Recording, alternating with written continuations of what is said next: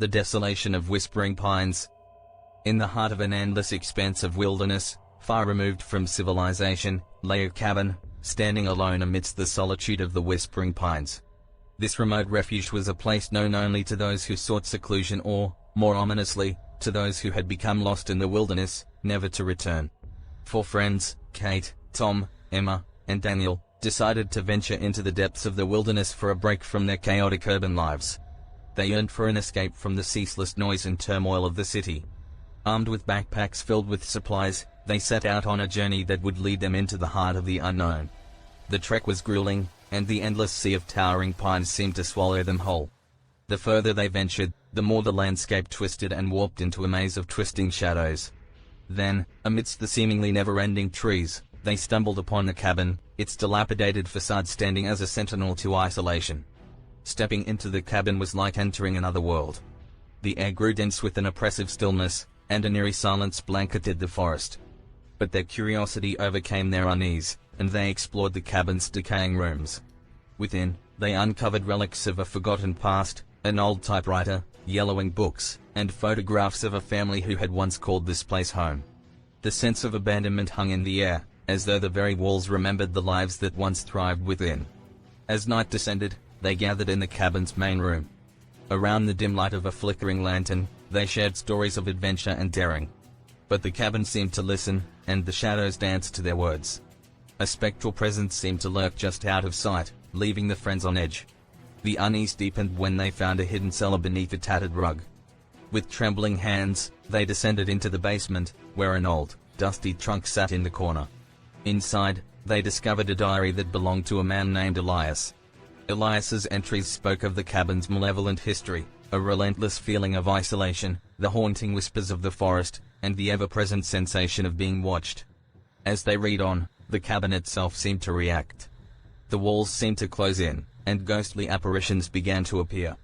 The diary revealed a horrifying truth, a curse that bound them to the cabin's desolation. It demanded a sacrifice, a blood offering to break the curse. Panic seized their hearts as they realized the gravity of their predicament. With no other recourse, they faced an agonizing decision. Tom, the most selfless among them, volunteered to be the sacrifice. Cheerfully, they left him in the basement, sealing the cellar door behind them, praying that his sacrifice would release them from this nightmarish place. As they fled the cabin, they heard Tom's anguished cries echoing through the forest. The very earth seemed to shudder as they ran, and the Whispering Pines whispered secrets that chilled their souls. Returning to civilization, they were forever haunted by the memory of the cabin in the wilderness and the terrible choice they had been forced to make. The cabin, swallowed by the unforgiving forest, remained a lonely sentinel to the horrors that lurked within, a warning to all who dared to venture into the desolation of the Whispering Pines. Story 2: The Unsettling Cabin in the Woods. Deep in the heart of the densest forest, there was a cabin, hidden away from civilization.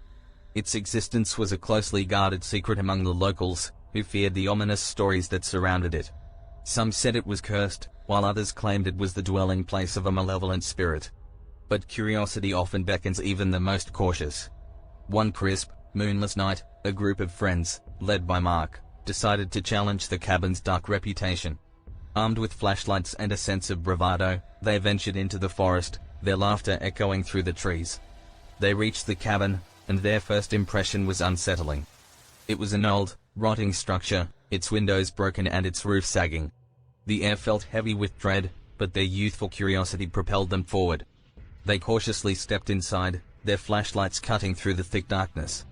The cabin was a labyrinth of decaying furniture and peeling wallpaper. They explored room after room, each revealing more about the cabin's troubled past.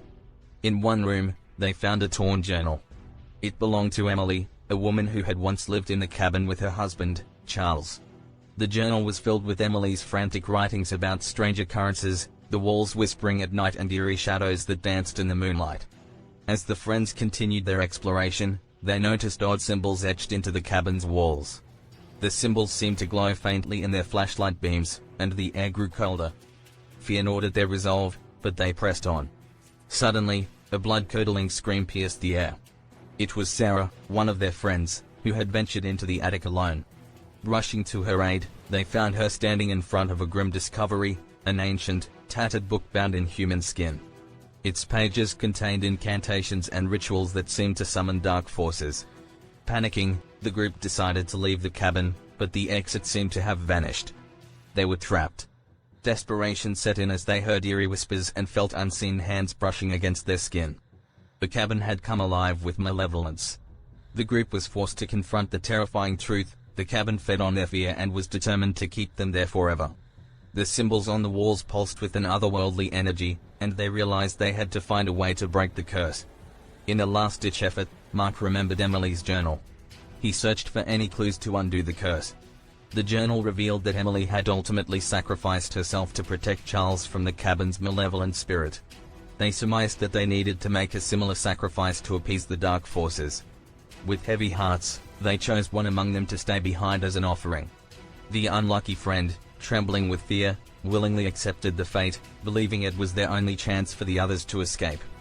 Tearfully, they parted ways, and the group finally found the exit. As they stumbled out of the cursed cabin, they heard their friends' screams, echoing through the woods. The cabin slowly faded from view, disappearing into the thick forest, as if it had never existed. The remaining friends returned home, forever haunted by the memory of the cabin in the woods and the chilling choice they had been forced to make, a reminder that some secrets are best left undisturbed, and some places should never be explored. Story 3: The Cabin in the Woods. Nestled deep within a remote forest, where the trees loomed tall and ancient, there stood a cabin. Its weathered logs and cracked windows gave it an eerie, forgotten appearance. Stories about the cabin abounded among the locals, a place where no one ventured, for those who did were said to never return. One gloomy autumn evening, 4 friends, Sarah, Mark, Emily, and David, decided to escape the demands of their daily lives and seek adventure in the wilderness. Armed with backpacks, they followed a twisted, overgrown path that led them to the mysterious cabin. The moment they stepped onto the creaking porch, an unsettling sensation settled over them. The air grew heavy, and an unshakable feeling of being watched pricked at their senses. But curiosity outweighed fear, and they pushed open the cabin's splintered door. Inside, the atmosphere was oppressive. Dust hung in the air like specters, and the faint smell of decay lingered. The friends explored room after room, discovering remnants of a life left behind, a rusted kettle, a broken rocking chair, and faded photographs of a family that once called the cabin home. As night fell, they gathered around a flickering lantern to share ghost stories. The cabin seemed to respond to their tales, creaking and groaning as if it had a life of its own. They laughed it off as their overactive imaginations. Their laughter turned to unease when they discovered a hidden trapdoor beneath the moth-eaten rug. With trembling hands, they pried it open and descended into a dim, musty basement. There, they found an ancient journal covered in dust. The journal belonged to a man named Samuel, who had lived in the cabin with his wife, Isabella. His entries spoke of strange occurrences, a constant feeling of being watched, whispers in the night, and visions of shadowy figures lurking in the forest. As the group read on, the cabin seemed to come alive. Shadows danced on the walls, and disembodied whispers filled their ears. Panic set in, and they realized they were not alone. The journal detailed a chilling ritual that Samuel believed would appease the malevolent force in the cabin.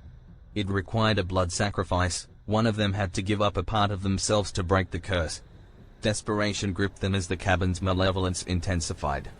They knew they had to make a choice.